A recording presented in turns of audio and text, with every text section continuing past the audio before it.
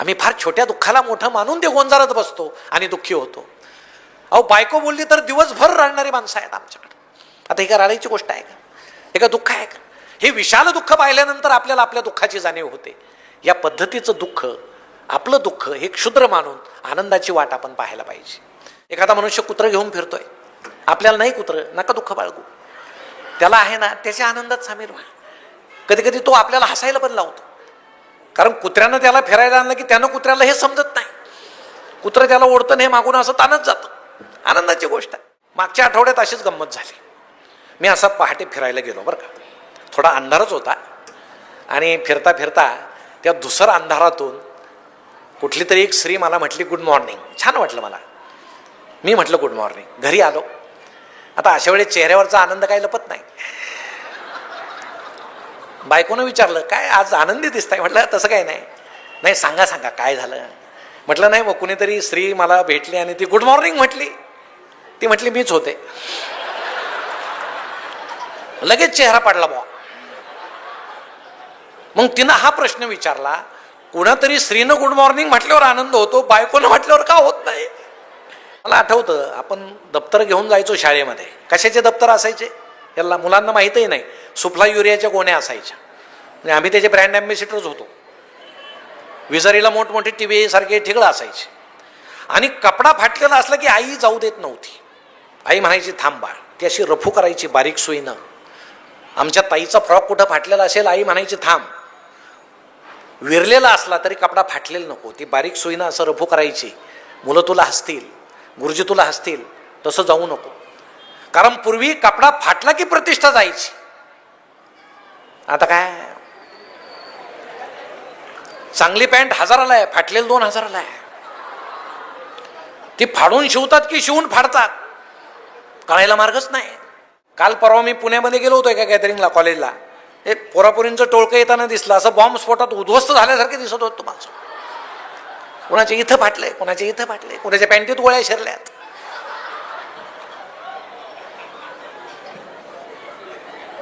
आणि आई सुद्धा सांगते ती मधली नाही का ती इथं फाटलेली, ती माझी मुलगी आहे. मोदी साहेब परदेशात गेले तरी ते अमेरिकेचे इंग्लंडचे पंतप्रधान अध्यक्ष असं म्हणायला लागले नमस्कार नमस्कार. ही भारताची पद्धत आहे. कारण कोरोनात समजलं हाताला हात मिळू नये, संसर्ग होतो. पण आपल्या जुन्या लोकांनी ही पद्धत का काढली? त्यांना माहित होतं आपली नवी पिढी काय लायकीची आहे. परदेशात पद्धती आहेत नमस्काराच्या. पाश्चिमात्य देशात काय आहेत? पुढून माणूस आला की खांद्याला खांदा घासायचा, नाकाला नाक लावायचं, गालाला गाल घासायचा. तशी पद्धत जर आपल्या देशात असतील, तुम्हाला सांगतो काही माणसं घरीच गेले नसते. दिवसभर रस्त्यानं ते नमस्कार करतच फिरले असते. आपण आनंद कशात मिळवायचा? आजूबाजूला सगळा आनंद आहे, आपल्याला दिसत नाही. तुम्ही सकाळी फिरायला जाता की नाही? अनेक जण जात असतील. का जाता? काहींचं पोट वाढलेलं असतं. आता पोटाची चिंता कोणाला आहे? तुम्हाला आहे का जगाला आहे? चेहरा असा कोणीतरी अणुबॉम्ब टाकल्यासारखा असं.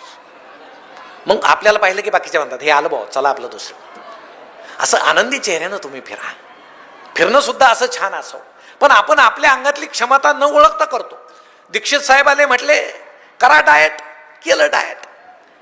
90 किलो होतं, आता किती झालो? 60. डाएट सोडलं, आता किती झालो? 110. तुमच्या शरीराला ते मानवतंय का? आपलं शरीर कसं आहे तेच करा. रामदेव बाबा सकाळी दाखवतायत योगासनं. आता रामदेव बाबा काय त्यांचं आरोग्य नीट राहावं म्हणून योगासनं करत नाहीत. तो त्यांचा व्यवसाय आहे. त्यांना भगवे कपडे आहेत.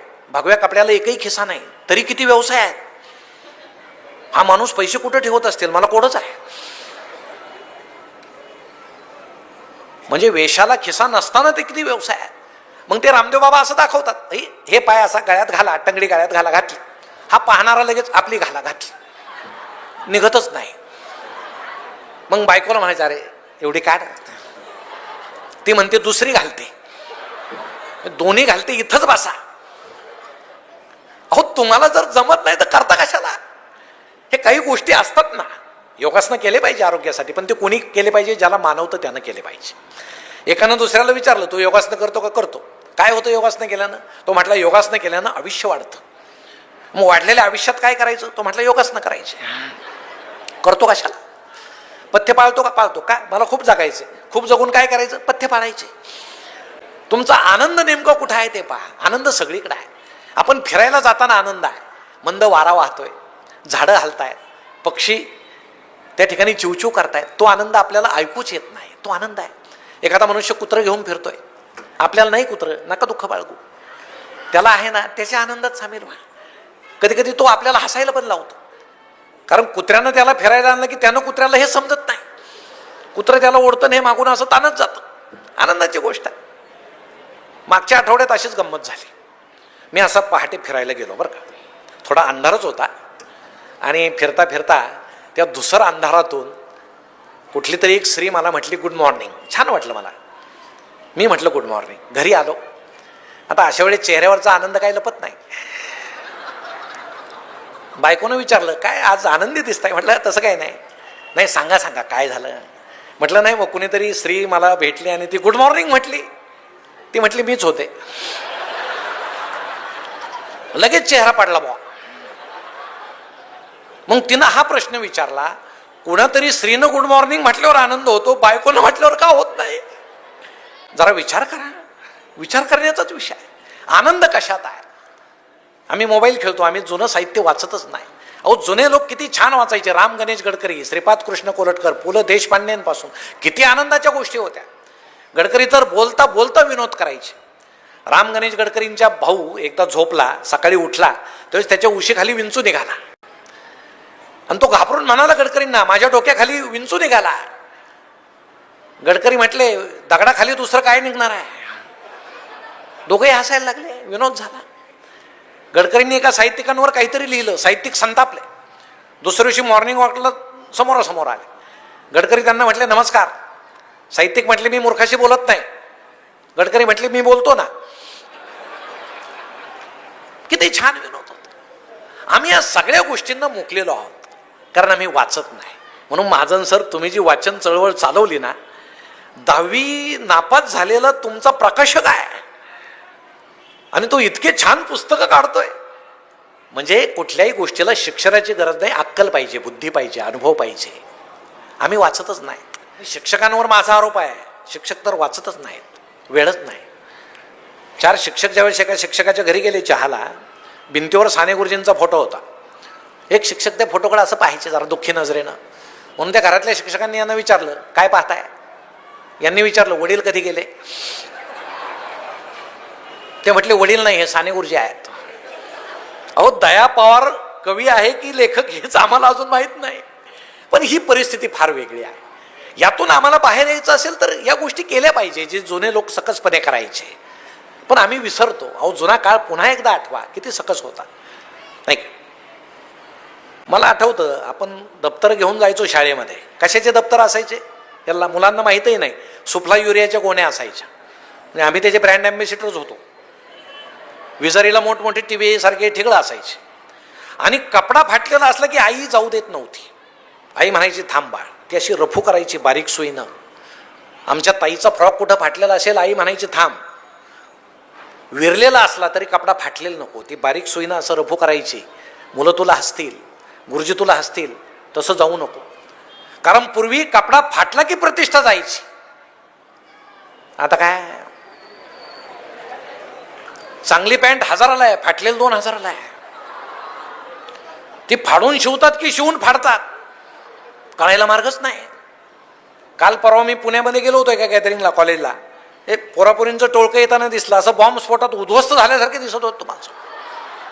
कोणाच्या इथं फाटले, कोणाच्या इथं फाटले, कोणाच्या पॅन्टीत गोळ्या शिरल्यात.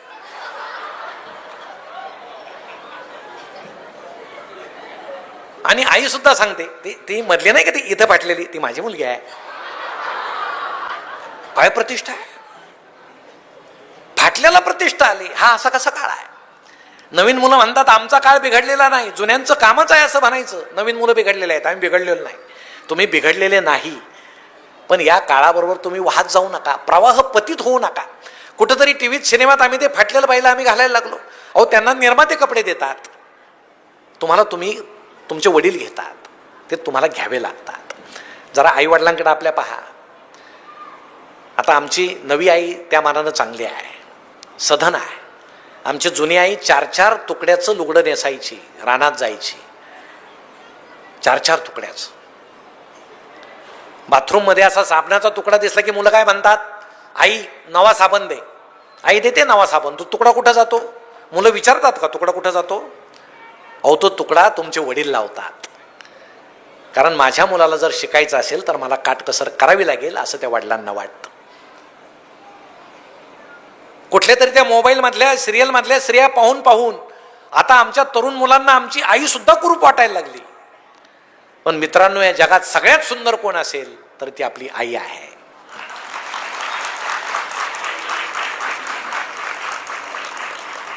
आपल्या आईनं जर मेकअप केला ना तर ती त्या नटीपेक्षा सुंदर दिसेल. पण तुम्ही उपाशी माराल, कारण तिला मेकअप करायला वेळ नाही. तुमचं पोट तिला भरायचंय. तुम्ही 6 पॅक मिळवा, नट काय त्या नटासारखे सलमान खान वगैरे असे मिळवा, काही अडचण नाही. पण ते मिळवण्याआधी रानात जाऊन आपल्या उघड्या अंगाच्या बापाला एकदा पहा, त्याचे किती हाडं बाहेर आले, कोणासाठी आले.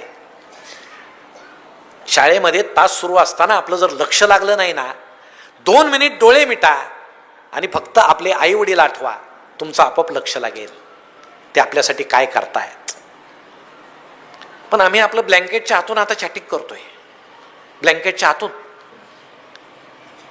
आम्ही असं वागू नये की आमच्या आई वडिलाची मान खाली जाईल, पण आम्ही वागतो, कारण आमचा समाज असा प्रवाह पतित आहे. अहो 140 अब्ज देशाच्या या लोकसंख्येमध्ये 110 अब्ज मोबाईल आहेत, 110 कोटी मोबाईल आहे. काय परिस्थिती आहे? आम्हाला सवय आहे. आता ते जुने लोक आमचे काय करायचे, ते गळ्यामध्ये उपरणं, गमजा म्हणायचे त्याला. आता कोरोना झाल्यावर लोकांना समजायला लागलं तो मास्कच होता ना. आम्ही आता ते मुसके लावायला लागलो मास्क. आमच्या जुन्या लोकांनी नमस्काराची पद्धत कशी काढली, अशी, नमस्कार, राम राम. अहो मोदी साहेब परदेशात गेले तरी ते अमेरिकेचे, इंग्लंडचे पंतप्रधान अध्यक्ष असं म्हणायला लागले, नमस्कार नमस्कार. ही भारताची पद्धत आहे, कारण कोरोनात समजलं हाताला हात मिळू नये, संसर्ग होतो. पण आपल्या जुन्या लोकांनी ही पद्धत का काढली, त्यांना माहित होतं आपली नवी पिढी काय लायकीची आहे.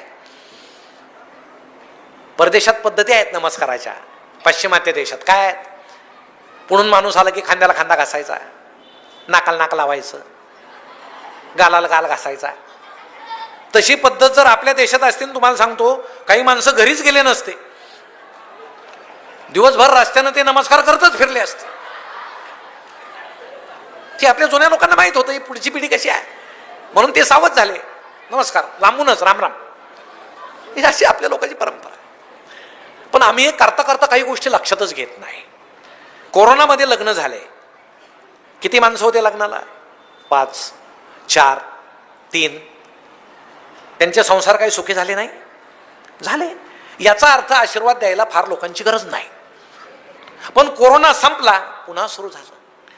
पुन्हा 2-2, 3-3, 4-4 हजार लोक सुरू झाले आणि आमचे लग्न तसे सुरू झाले. अहो तुम्ही जुने लग्न आठवा, नवरीला तर मेकअप नव्हता, हळदच होती. काल परवा मी एका लग्नाला गेलो, लग्नाला उशीर झाला. म्हटलं नवरी यायची का? म्हणे नाही, नवरी आली, नवरीची आई यायची, मेकअप करते. अहो मेकअप ही आमच्या ताईची गरजच नाही, ती मेकअप तयार करणाऱ्या कंपन्यांची गरज आहे. आमची आई आठवा बरं कसा मेकअप करायची, चेहरा गार पाण्याने धुवायची. प्रत्येकाची आई आठवत असेल तुम्हाला. असं त्या मातीच्या भिंतीत कुठेतरी आरशाचा तुकडा खोचलेला असायचा, ती अशी खाली वाकायची, मेन लावायची, त्यावर कुंकू लावायची, पदर घ्यायची, असं जिभेच्या टोकानं ओला करायची, असं छान वर्तुळ काढायची.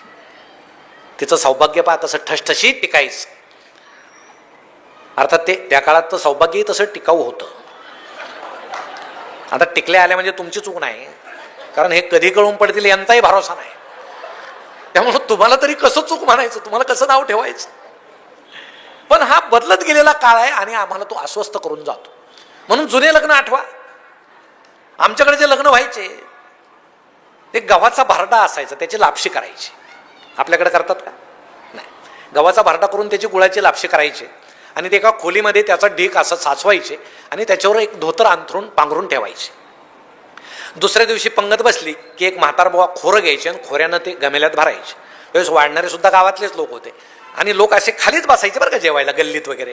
त्या पत्रवळ्या कशा, म्हणजे रस्त्यात आणि त्या जेवणात आणि रस्त्यात काहीच अंतर नसायचं, अशा त्या पत्रवळ्या असायच्या. त्यावर सार ओतला की तो पळून जायचा रस्त्याला, तो भातात टिकतच नव्हता अशा, आणि धूळ उडायची. पण लोक बसायचे आनंदानं की यानं जे केलंय ते आनंदानं खाऊ बुवा. नाही तर आपल्या आशीर्वादानं कुणाचं भलं झालंय म्हणून लोक असं जेवायचे शांतपणे. त्यावेळेस स्त्रिया यायच्या, त्या तिथं जेवत नसायच्या, त्या अशा पदराखाली ताट आणि तांब्या असे झाकून आणायच्या. मग त्या ताटामध्ये लापशी घ्यायची, तांब्यामध्ये ती आमटी किंवा सार घ्यायचं आणि घरी जायच्या. संध्याकाळी पुन्हा घरचे ते खायचे. मग दुसऱ्या दिवशी ती लापशी अंगणात अशी वाळू घालायची, त्यामध्ये खोबरं आणि शेंगदाणे असायचे. जास्त चिमण्या जमा झाले की समजायचं लग्न श्रीमंत घरचं होतं, कारण खोबरं आणि शेंगदाणे जास्त असायचे. चिमण्याच गोळ्या झाल्या नाही की समजायचं लग्न गरिबा घरचं होतं. एकही शेंगदाणा नाही, एकही खोबरं नाही. 3-4 दिवसानं पुन्हा ती लापशी गरम करायची आणि खायची, इतकी गरिबी होती. आणि शुभमंगल सावधान एकदा म्हटलं की पुरुषच आधी बसायचे. त्यात काही बदल झालेला नाही अजूनही तेच आहे. मी आमच्या आजोबांना विचारलं, पुरुषच आधी का बसतात बुवा, स्त्रिया का नाही बसत? ते म्हटले त्या फार गप्पा मारत जेवतात, फार वेळ जातो, मग आम्हाला ते सहन होत नाही. पुरुषाचं कसं आहे, पटकन जेवलं म्हणजे रवंत करत गावभर फिरायला मोकळे आम्ही, असं म्हणून आम्ही आधी जेवतो पटकन. मग ते म्हातारबुवा ते लापशी वगैरे, आणि एक म्हातारबुवा त्या पंक्तीत फिरायचे बरं का. ते कशासाठी फिरायचे ते लक्षात घ्या. शेवटची पंगत जर मोठी बसली, त्यावेळेस काही मोबाईल नव्हते, ते पळत जायचे आत आणि त्या लापशीच्या ढिगाजवळचे आजोबा असायचे, त्यांना म्हणायचे, अरे पंगत तर फार मोठी बसली, आता लापशी पुरल का? नाही पुरायची. मग गाव आपल्याला नावं ठेवेल, यांच्या लग्नात लापशीसुद्धा पुरली नाही, काय खरं आहे, कशाला लग्न करताय? मग ते म्हातारबुवा काय करायचे, एक लोखंडाची पहार असायची गरम केलेली, तिथं त्या ढिगाजवळ ठेवलेली, ती पहार घ्यायची आणि त्या लापशीच्या ढिगात अशी खुपसायची. ती खुपसल्याबरोबर त्या लापशीला करपट वास यायचा आणि ते लोक खात नसायचे. अशी वाढली की नाकाजवळ नको भाऊ करपट आहे, लापशी पुरायची. म्हणजे गरिबी झाकण्यासाठी सुद्धा हा प्रयोग व्हायचा. त्या आमटीच्या कढई भोवती बादले घेऊन लोक उभे असायचे. आमटी संपत आली, शेवटची पंगत मोठी बसली, होता बादल्या. शेवटच्या पंक्तीला निव्वळ पाणी यायचं, पण कोणीही तक्रार केली नाही, कारण त्यात समाधान असायचं, आनंद असायचा की यानं याच्या कोवतीप्रमाणे केलं, आपण ते खाल्लं पाहिजे. कुणाच्या लग्नात पुऱ्या केल्या तर तो सगळ्यात श्रीमंत. मग आम्हाला आश्चर्य वाटायचं, त्यावेळेस काही केटरर्स नव्हते, मग एवढ्या पुऱ्या कोण करायचं? तर आमच्या गल्लीतल्या साऱ्या म्हाताऱ्या बाया त्या कढईभोवती बसायच्या, अशा पुऱ्या जिथं करायच्या त्या कढईभोवती. आणि तरुण स्त्रिया काय करायच्या, त्या पिठाचे उंडे असे छोटे छोटे उंडे करून द्यायचे, की ते म्हाताऱ्या काय करायच्या, गुडघेवर केलेले असायचे. एक उंडा घ्यायच्या, गुडघेवर ठेवायचा उंडा, अशी जोरानं थाप मारायची आणि कढईत फेकायची, त्याला गुडघापुरी म्हणायचे. सगळ्या पंक्तीला माहीत होतं गुडघापुरी आहे, पण कुणी नाक मुरडलं नाही. हा एखादी मोठी पुरी आली तर एखादा म्हणायचा, अरे हौसाबाईची दिसते वगैरे असं, पण तो खायचाच, कारण त्यात आनंद असायचा. आता आमचा तो आनंद सगळा हरवून गेला. ते अंतरपाठ धरतात ना, अजूनही धरतात. मी विचारलं एका जुन्या लोकांना, ते अंतरपाठ काय धरतात बुवा? ते म्हटले, जुन्या काळी कसं होतं, फोटो वगैरे नव्हते, अल्बमचा विषय नाही. बाप घरी यायचा आणि मुलाला सांगायचा, हे तुझं लग्न जमलं बरं का त्या मुलीशी, तिचा फोटो नाही, मुलगी पाहिलेली नाही, काही नाही. म्हणजे लग्नानंतर एकमेकाला पाहिलेली माणसं आहेत जुने. आणि मग काय व्हायचं, पाहिलेलं नसायचं एकमेकाला. मग नवरदेव इकडे उभा, त्याला त्या मुंडावळे वगैरे भली गर्दी असायची त्याच्या चेहऱ्यावर, नवरी त्या बाजूला पाशिंग वगैरे बांधलेलं, आणि मध्ये ते अंतरपाठवाले असे ते दुष्ट होते बरं का, ते एकमेकाचा चेहरा दिसूच देत नव्हते, असे ताणून धरायचे. मग सगळे एकदा ते मंगल अष्टक झाले की अंतरपाठ खाली केलं की एकमेकांना पाहिजे, अरे हाय काय असं, पदरी पडलं, पवित्र झालं. तो म्हणायचा, तू का, इलाजच नव्हता. असे लग्न व्हायचे म्हणून अंतरपाठ धरायचे. आता काय गंमत आहे, कोपऱ्यात कुठेतरी स्क्रीन लावलाय आणि तिथं प्री वेडिंग सुरू आहे. तो नवीनच प्रकार आता आपल्याकडे आलेला आहे. लग्नाच्या महिनाभर आधी जातात हे नवरा नवरी, ते फोटोग्राफर पण जातात, असे लुळू लुळू फोटो काढतात त्यांचे असे ते व्हिडिओ. मग हे डोंगरावर हातात हात घेऊन फिरतात. एकच कोल्ड्रिंकची बाटली असते, त्यात 2 नाळ्या, ओढा, ते ओढतं, कधी कधी ही फुंकते आणि हे ओढतं. त्याच वेळेस ती म्हणते, बावळट काय अडचण नाही. आपल्या वेळेस काय झालंय कोणास ठाऊक. मग धबधब्यात पाय सोडून बसतात. काय ते असं छानच ते सगळं स्क्रीनवर चाललेलं असतं, आणि इकडं अंतरपाठवाला असं ताणू ताणू अंतरपाठ धरतो. ते महिना झाला बोंबलत फिरतायत, कशाला धरतो?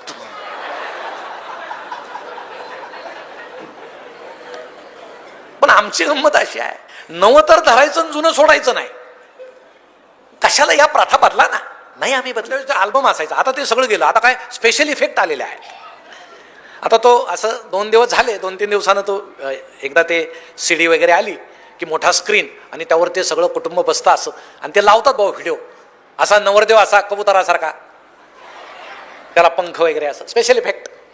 इकडं नवरी चिवचिव चिमणीसारखी अशी, दोघं आभाळात चोचेला चोच, हा वा वा.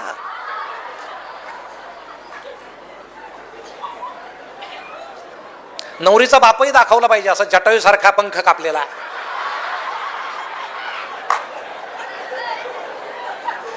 जीभ अशी वाचलेली. पुढचा हप्ता कधी बँकेचा?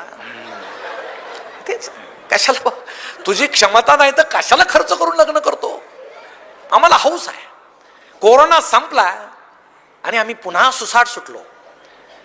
मग मुलीला आनंदानं वाट लावण्याच्या नादामध्ये संपूर्ण कुटुंब जर दुःखी होत असेल तर तुम्ही कशासाठी करताय? आता मुलींनी एक लक्षात घ्या, माझ्या तरुण बहिणींनी, तुम्हीच आता वडिलांना सांगा हुंडा द्यायचा असेल तर माझं लग्न करू नका. आता मुलांना गरज आहे लग्नाची, तुम्हाला नाही. आम्ही फार अडचणीत आहोत सध्या. त्या सोलापुरात मोर्चा निघाला होता काल परवा नवरदेवांचा, म्हणजे लग्न न झालेल्या मुलांचा, बाशिंग बांधून घोड्यावर त्यांची संघटना झाली. आता लग्न न झालेल्या तरुणांची, आमचे लग्न करा, आमचे लग्न करा. सामाजिक प्रश्न झाला आता तो. आता मुलींनी घाबरायचं नाही. आता काही दिवसांनी अशी गंमत होईल, 4-5 मुलीच एखाद्या मुलाला पाहायला जातील आणि ते चहा घेऊन येईल असं. मग एखादी मुलगी विचारेल तोंडात काय आहे? थुंकतो, हा थुंक बाबा, सरळ उभा राहून दाखव. गमतीच आहे. हे दिवस आता बदलले.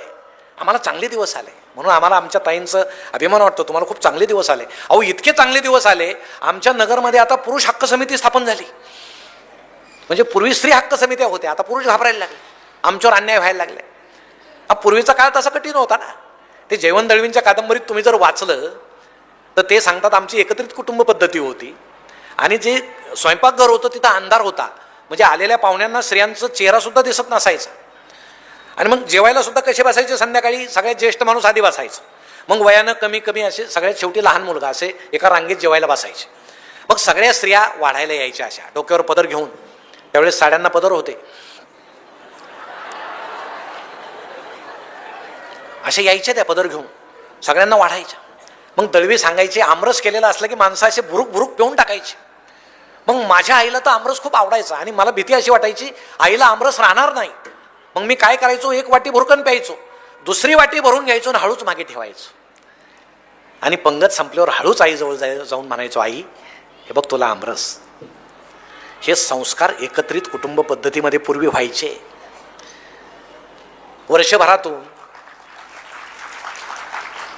वर्षभरातून साड्यावाला घरी यायचा. काय कोणाला साड्या घ्यायच्या, घरातच घ्यायच्या, बाहेर पडायचं नाही. पूर्वीच्या स्त्रिया, आता बघा आता किती स्वातंत्र्य आहे आपल्याला. साड्यांच्या दुकानाबाहेर बघा आमचे पुरुष किती बिचाऱ्या चेहऱ्याने उभे असतात. असे ओळखून घ्यायचं यांच्या आज साड्या घेत आहेत. हे आपलं उभं असतं बिचारा, काय करणार, इलाज नाही. किती स्वातंत्र्य आपल्याला मिळालं. या स्वातंत्र्याचा उपभोग तुम्ही घ्या. आमच्या सावित्रीबाई जिजाऊमुळे हेच दिवस तुम्हाला आलेले आहे, ती आनंदाची गोष्ट आहे. म्हणून आपला आनंद याच्यात आहे. तुमची वेदना, तुमची दैना आता कमी झालेली आहे. विधवा स्त्रीनं पांढरी साडी घालावी, दागिने घालू नये हा विषय गेला. का घालू नये? अहो ज्याची पत्नी वारली तो पुरुष कधी सफेद कपडे घालतो का? चंपी करतो का? तो तर असा समाजात छान राहतो. माझे मुलं उपाशी मरतील भाऊ, मला आता दुसरं करावं लागेल. मुलगे कसले उपाशी मरतात, यालाच घाई झाली. तुम्हाला तो हक्क का नको? तो हक्क आता तुम्हाला आलाय, ही आनंदाची गोष्ट आहे. म्हणून पूर्वीच्या लग्न संस्था आणि आत्ता आम्ही जे करतो हा आम्हाला अस्वस्थ करणारा प्रकार आहे. म्हणून आम्ही सुख कशात मिळवायचं? सुख शोधा. नुसतं सुख. आज आम्ही फक्त सुखी आहोत, समाधानी नाही. कारण सगळे भौतिक साधनं आम्हाला आहेत. सुख आणि समाधान यात काय बदल आहे? समोर पंचपक्वानाचं ताट आहे म्हणजे सुख आहे, पण ते खाल्लं तर पचत नाही म्हणजे समाधान नाही. झोपायला फोमची गादी आहे म्हणजे सुख आहे, पण त्यावर झोप लागत नाही म्हणजे समाधान नाही. आजचा माणूस फक्त सुखी आहे, समाधानी नाही. म्हणून आम्ही अस्वस्थ आहोत. मग आमच्या जुन्या लोकांना सुद्धा वाटतं लहान मुलं ठीक आहे, तरुण मुलं ठीक आहे. आता आम्ही वय जसं आमचं होत चाललं, घराचं आमच्याकडे दुर्लक्ष व्हायला लागलं. ज्येष्ठ लोकांना वाटतंच.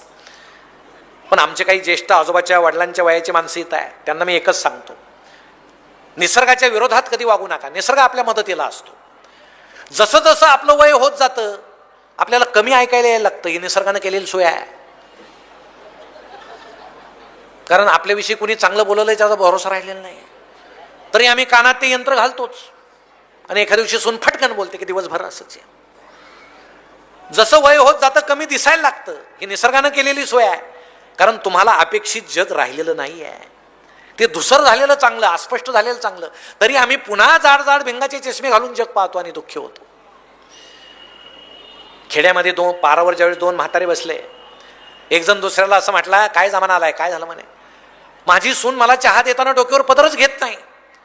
दुसरा म्हटला, माझी मला चहाच देत नाही. तुला पदराचं काही पडलंय का? घे ना बाबा गुपचूप. शेवटी आनंद कशात मानायचा? आयुष्याच्या सायंकाळी हे सुद्धा आपल्या मनावर आहे. ज्याला पेन्शन आहे ते जरा बरं आहे.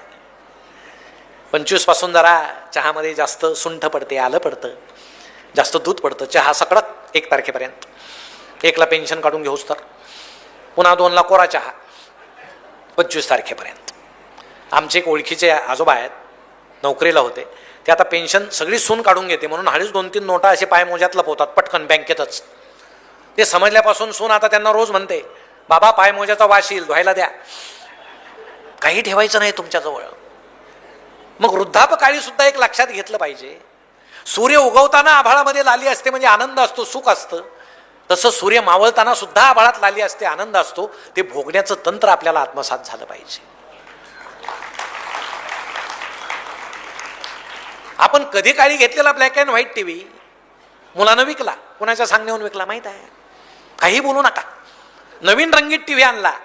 टीव्ही आल्याबरोबर मुलाला म्हणा, बाळ तुला माझी किती काळजी आहे, मला कमी दिसायला लागलं म्हणून तू मोठा टीव्ही आणला. मुलाला मनातच लाज वाटेल की बाबांना मी विचारायला पाहिजे होतं. ही कुटुंब व्यवस्था आहे. आता प्रत्येक बापानं सावध राहण्याची वेळ आलेली आहे, कारण ज्या आजूबाजूला घटना घडतात त्या आनंददायी नाही. एकच उदाहरण तुम्हाला सांगतो. पुण्यामध्ये मोठा वाडा सदाशिव पेठेमध्ये, आणि अमेरिकेमध्ये मुलगा आणि सून ज्यावेळेस आले आणि बाबांना म्हटले, भारतामध्ये ज्येष्ठांनी राहणं धोक्याचं झालेलं आहे, आपण अमेरिकेत जाऊ, वाडा विकू. बाबा म्हटले, माझा जिथं जन्म झाला, आम्ही जिथं राहिलो, मला वाडा विकायचा नाही. तरी त्या दोघांनी त्यांना समजावून सांगितलं. कितीतरी कोटीला वाडा विकला. सगळं सामान भरलं, विमानतळावर गेले बाबांना घेऊन अमेरिकेत जायला. विमान पाहून येतो म्हणून जे गेले ते पुन्हा आलेच नाही. बाबा तसेच विमानतळावर बसून. आणि नंतर त्यांच्या लक्षात आलं आपल्याला फसवलं गेलं. ते आता एका वृद्धाश्रमात आहेत. आता डोक्याहून एखाद्या विमानाचा आवाज आला की ते वर पाहतात, आशेनं पाहतात, मला न्यायला माझा मुलगा माझी सून आली की काय. पण ते आता कधीही येणार नाहीत. हे वास्तव आहे. म्हणून म्हातारपणीचा जो आनंद आहे तो मिळवायचा असेल तर आता सावध राहायला पाहिजे. आमची सून कशी असो तिच्याशी जुळून घेतलं पाहिजे. शेवटी तो आपला मुलगा आहे, आपल्या रक्ताचा आहे. आपण त्याच्याशी जुळून घेतलं पाहिजे. आणि ह्या सगळ्या आनंद शोधण्याच्या नादामध्ये आपल्याला आनंद कुठे सापडेल तो आनंद आपण घेतला पाहिजे. नाही तर आम्हाला तो सापडतच नाही. सकारात्मकतेनं जगा ना, आनंदानं जगा ना. आम्हाला ते दिसतच नाही आनंद कुठं आहे. आमचे हे फार उशिरानं घरी आले आणि आल्याबरोबर त्यांची पत्नी म्हटली, किती उशीर गेला तो, मगापासून मांड्या म्हणतोय, माकड पाहायचं माकड पाहायचं. आता जो सकारात्मक आहे तो काय म्हणेल, तुझा आवर बंड्याचा आवर, आपण माकड पाहून येऊ. पण जो नकारात्मक आहे तो काय म्हणेल, मला पोरासमोर माकड म्हणतेस. आता ते म्हणेल, म्हणायची काय गरज आहे, गमती आहेत. कुठल्या डोळ्यानं जग पाहावं त्यावर आनंद आहे.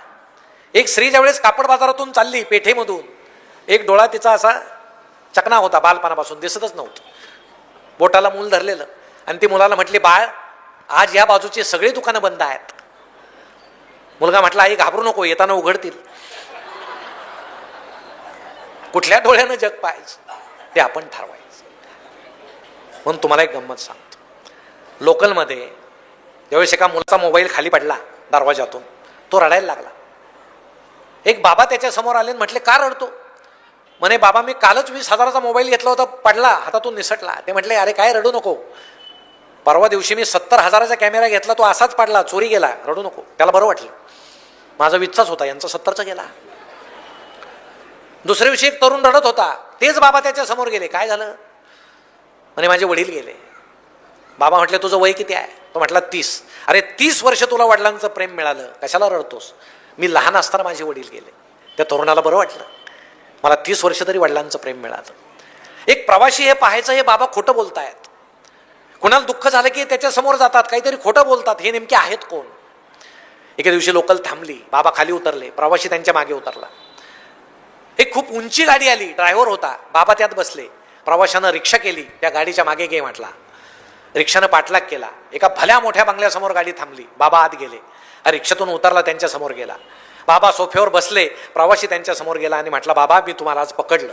म्हणे काय झालं? म्हणे मी रोज लोकलमध्ये प्रवास करतो. या वयात कशाला खोटं बोलता? म्हणे अरे झालं काय? म्हणे काय त्या मुलाचा मोबाईल गेला 20,000चा, तुम्ही सांगितलं माझा 70,000चा. कोणाचे वडील वारले, तुम्ही म्हणता माझे बालपणीच वारले. ते बाबा म्हटले खरं आहे, माझी आई जिवंत आहे, माझे वडील जिवंत आहेत, हा बंगला माझा आहे, सगळं ऐश्वर आहे. पण माणसाची एक वृत्ती आहे, आपल्याला झालेलं दुःख हे पुढच्याला झालेल्या दुःखापेक्षा जर कमी असेल तर त्याला आनंद होतो. मी लोकलमध्ये फिरून तेच काम करतो. एखाद्याला दुःख झालं असेल तर मी त्याच्या समोर जाऊन त्याच्या 5 पट दुःख सांगतो, त्याला बरं वाटतं, त्याला आनंद होतो. आता या वयात दुसरा आनंद मला दुसरा काय मिळणार आहे? मला सगळं आहे.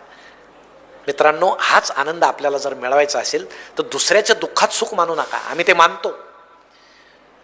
आमच्या मुलीला 80% मार्क पडले, आनंद व्हायला पाहिजे ना. हळूच शेजारी जायचं, तुमच्या किती येतो 85, अरे वाई तिला 5% जास्त पडले ना. मग एखादे पाहुणे आले, विचारलं किती? 90. पालकाचे ग्रेस मार्क असतात जास्त, 5. 90. 80 तर 80 ना, छान आहेत ना ते. मुलावर विश्वास ठेवा ना, त्यात आनंद आहे. नाही ठेवा. एका माणसाला लॉटरीचं तिकीट लागलं 2 लाखाचं. शेजाऱ्यानं फटाके वाजवले. गाव म्हटलं शेजारी असा असा. लॉटरी याला लागली, फटाके यानं वाजवले. गावातला एक जण त्याला म्हटला, तुझ्यासारखा शेजारी मला पाहिजे होता. काय झालं? अरे लॉटरी त्याला लागली, फटाके तू वाजवले, शेजारी असा असा. तो म्हटला तसं काही नाही, त्याला तिकीटच सापडत नाही म्हणून मी फटाके वाजवले. किती आनंद आहे. दुसऱ्याच्या दुःखात सुख हे टिकणारं नसतं, हे शाश्वत नसतं. हे आळवावरच्या पाण्यासारखं असतं, ते कधी उघळून जातं. म्हणून स्वतःचे जे शाश्वत सुख आहे, तुम्ही आनंद वाटा, तुम्हाला आनंद मिळेल. दुःख वाटा, दुःखच मिळेल. आपल्याला सवय असते दुःख देखणं करायची. आपलं जर ऑपरेशन झालं ना, आपल्याला वाटतं खूप माणसं भेटायला हवेत. मग कोणी भेटायला आलं का पहिल्यापासून मला कशी कळ आली, पहाटे पहाटे प्रत्येकाला तेच. मग मला 3 स्टेन टाकल्या. अरे बाबा, पुढच्याचे 4 मणके बदलले, तू कशाला त्याला सांगतो 3 स्टेन टाकले? त्याला तुझ्यापेक्षा जास्त दुःख आहे. पण आम्ही पुढच्याला किती दुःख आहे न पाहता आमचं दुःख देखणं करण्याचा प्रयत्न करतो. म्हणून आमच्या समाजातला माणूस हसत का नाही? हसतो तो, पण हसण्याला आदर नाही. आमच्या समाजात हसण्याला आदर नाही. रशिया, जपान, भारत हे माणसं असेच हसतात, निवांत हसतात, हसण्याला आदर नाही. अहो, अमेरिकेसारख्या इथं माणसं आनंद मिळवतात, दिलखुलास असतात. मग आपल्याकडचे जे ज्ञानी लोक आहेत ना, ते अरण्यात देवळात जाऊन असे नाक धरून बसलेले असतात, कारण ते ज्ञानी आहेत, विद्वान आहेत. आणि जेवढं जड बोललं कुणाला न कळालेलं मग ते विद्वान. असं नकोच आहे. प्रत्येक ठिकाणी आनंद मिळवा. अर्थाच्या शोधात नावाची कादंबरी तुम्ही वाचली असेल. एक 2 मिनिटात त्यात काय सांगतो, तुम्ही वाचा. छोटी कादंबरी आहे. व्हिक्टर फ्रँकल नावाचा तो डॉक्टर ज्यू असतो म्हणून नाझी सैनिक येतात आणि पत्नी सहित त्याला उचलून नेतं. पत्नी कुठे गेली त्याला माहित नाही. त्याला एका रेल्वेत कोंबतात. 3 दिवस रेल्वेत धडधडत जाते, अंधार, फक्त खिडकीतून प्रकाश दिसतोय. आणि एके ठिकाणी रेल्वे थांबते, सगळे प्रवासी उतरतात आणि मोठमोठ्यानं रडायला सुरुवात करतात. काय असतं ते? ती असती हिटलरची छळछावणी. ते सैनिक डाव्या बाजूला एक रांग करतं, स्त्रिया, आजारी माणसं, लहान मुलं डाव्या बाजूला, सशक्त माणसं, बरे दिसणारे पुरुष उजव्या बाजूला. हे व्हिक्टरला उजव्या रांगेत घातलं जातं. व्हिक्टर त्या सैन्याला विचारतो, त्या डाव्या रांगेत माझा एक मित्र आहे, तुम्हाला भेटेल का? सैन्य सांगतं भेटेल ना, तिकडं दूरवर बघ, ते बॉयलर दिसतंय ना, त्यातून धूर निघतोय, त्यात तुला तुझा मित्र भेटेल. मित्रांनो, 15 कोटी माणसं हिटलरनं बॉयलरमध्ये घालून जाळले. 15 कोटी. आणि मग त्या उजव्या रांगेला काप करायला लावायचं बर्फामध्ये. त्या व्हिक्टरच्या अंगावरचे सगळे कपडे काढले, डोक्यापासून पायापर्यंत सगळे केस काढले, बर्फात काम करायचं. बर्फात काम करून कधी कधी बोट काळे निळे पडायचे. डॉक्टर यायचे, बोट असं त्या चिमट्यात पकडायचे आणि उपसून फेकून द्यायचे. एक दिवशी व्हिक्टरला सांगितलं, मोठा ढिगारा होता प्रेतांचा, हे प्रेत नेऊन पुरा. वरच्या प्रेताच्या पोटाचा भाग गायब होता, आतडे गायब होते. ते सैन्य ते व्हिक्टरला म्हटलं, हे गेलं कुठं, हा भाग शोधा. व्हिक्टरनं आणि त्याच्या मित्रानं तो आतड्याचा भाग शोधला. किचनमध्ये तो पातेल्यात शिजत होता. इतकं दुःख, इतकं भयान दुःख, इतका छळ 2.5 वर्ष त्या व्हिक्टरनं सोसला. पण त्यानं मनाची उमेद खचू दिली नाही. त्यानं ठरवलं, मला मारायचं नाही, मला जगायचंय. 2.5 वर्षानं रेड क्रॉसचं सैन्य आलं, त्याची सुटका झाली. नंतर काही दिवसात त्यानं ही कादंबरी लिहिली, जगण्याच्या अर्थाचा शोध लावला. त्या व्हिक्टरचं दुःख कुठं आणि आमचं कुठं? म्हणून आम्हाला मिळालेलं दुःख तुम्ही गोंजारत बसू नका. आम्ही फार छोट्या दुःखाला मोठं मानून ते गोंजारत बसतो आणि दुःखी होतो. अहो बायको बोलली तर दिवसभर रडणारी माणसं आहेत आमच्याकडे. आता ही का रडायची गोष्ट आहे का? हे का दुःख आहे का? हे विशाल दुःख पाहिल्यानंतर आपल्याला आपल्या दुःखाची जाणीव होते. या पद्धतीचं दुःख, आपलं दुःख हे क्षुद्र मानून आनंदाची वाट आपण पाहायला पाहिजे. राजकारणी सांगतात आमच्या पाठीशी उभे राहा. राजकारण्यांवर मी जास्त बोलणार नाही. शिवसाहेब हे बोलण्यासारखं खूप आहे. आता तुमचं मनोरंजनच करायचं तर हे भाषणं कशाला? थोड्या वेळ टी व्ही पहा, खूप मनोरंजन होतं. संसदेत तर मनोरंजनच असतं, सगळं गमतीच असतात सगळ्या. पण त्या गमती सुद्धा तुम्हाला जातानाच एक गंमत सांगतो, जाऊ दे त्यांची. दुसरं एक उदाहरण मी सांगणार होतो पण विषय निघाला म्हणून सांगतो. त्यांचा आनंद त्यांच्याजवळ, पण तेही हुशार माणसं असतात बरं का, नसतात असं नाही. एक विरोधी पक्षनेते आणि एक मंत्री परदेशात गेले. आता विरोधी पक्षनेत्याचं लक्षच होतं मंत्र्याकडं, हालचालीकडं. ते त्यासाठीच विरोधी पक्षनेते असतात. मग त्यांनी ते राष्ट्र पाहिलं. जेवायला बसले टेबलावर, सोन्याचे ताटं, सोन्याचे चमचे. मग त्या मंत्र्यांना असं वाटलं चमचे किती सुंदर आहे. आता महिलांना, ताईंना मी एक सांगतो बरं का, बाहेर कुठं फार काही चांगलं दिसलं ना आम्हाला तुमची आठवण येते. म्हणजे किचनमधलं काही पातेलं दिसलं, आपल्याला वाटतं आमच्या हिला किती आवडेल. तर त्या मंत्र्याला वाटतं सोन्याचा चमचा आहे, आमच्या हिला किती आवडेल. पण आपण परदेशात आहोत, घरी न्यायचा कसा? तसे भारतात आपले अनेक चमचे आहेत, पण हा सोन्याचा आहे. मग काय करायचं बरं? मागणं प्रशस्त दिशेना, जे होईल ते होईल. त्यांनी तो हळूच खिशात घातला. विरोधी पक्षनेत्यानं पाहिला, अरे पकडला. आता आपण सांगणार यानं चोरी केली, याचं मंत्रिपद इथंच जाणार. पण त्यानं असा विचार केला, आपल्या देशाची बदनामी होईल असं केलं तर आपण शांत बसू. पण ते विरोधी पक्षनेते अस्वस्थ झाले. त्याला सोन्याचा चमचा मिळाला, मला का नाही? मलाही पाहिजे. पण त्याला न मिळता मला मिळालं तर किती आनंद होईल, या विचारात ते होते. तेवढ्यात ते राष्ट्राध्यक्ष आले. त्या राष्ट्राध्यक्षांनी विचारलं आमचा देश कसा वाटला वगैरे. मग विरोधी पक्षनेत्यानं विचारलं आमच्या देशात काय काय माहिती आहे काय? म्हणे काय? योगासनं आहेत म्हणे. आहेत, सगळ्या जगात प्रसिद्ध आहेत. आमच्या देशामध्ये ते विरोधी पक्षनेते म्हटले अजून एक गंमत आहे म्हणे. काय? आमच्याकडे एक भानामती नावाचा प्रकार आहे म्हणे. म्हणे कसं असतं ते भानामती? मग तुम्हाला दाखवतो म्हणे. आता हा सोन्याचा चमचा आहे म्हणे समजा. आता हा मी खिशात घातला की तो मंत्र्याच्या खिशातून निघणार म्हणे. तर राष्ट्राध्यक्ष म्हटले शक्य नाही म्हणे. शक्य आहे, बघा घातला खिशात, यांनी काढून दिला, काय करता? त्यामुळे या लोकांविषयी जास्त बोलायला नको. त्यांचा आनंद वेगळाच आहे. त्यांचा आनंद त्यांच्याजवळ राहू द्या. आपल्या सामान्यांना जर आनंद मिळवायचा असेल तर आजूबाजूला सामान्य गोष्टी पहा. आपल्या घरात आजोबा आहेत, आजी आहेत, गोष्टी सांगणारे आजोबा आजी आहेत. त्यांच्या जीवन सत्वावर आपण वाढलेलो आहोत. आपल्या घरामध्ये आई आहे, आपले बाबा आहेत. हे सगळे आनंदाचे झाडं आहेत. हे आनंदाचे सावली देणारे झाडं आहेत. आमचा मुलगा आहे, शाळेतून आल्याबरोबर प्रेमानं त्याच्याशी बोला. शाळेत काय झालं विचारा, त्याच्यावर रागावू नका. त्याला थोडं मातीत खेळू द्या, त्याला हसू द्या, बागडू द्या. त्याचं बालपण जाळू नका. 4-4 तास अभ्यास करून लगेच कोचिंग क्लासला जा. आम्ही पोरगं दुर्मुखलेलं करतो, दुबळं करतो, त्याचं व्यक्तिमत्व असं चिपून टाकतो. आमच्या आईनं आणि वडिलांनी असं करू नये. त्यांना खेळू द्या, जरा मजेशीर राहू द्या, त्यांचं व्यक्तिमत्व फुलू द्या, झाडावरून उड्या मारू द्या. हे सगळे आनंदाचे विषय आहेत आणि हे आनंदाचे विषय घेऊन निश्चित आपण जगाल याची मला खात्री आहे.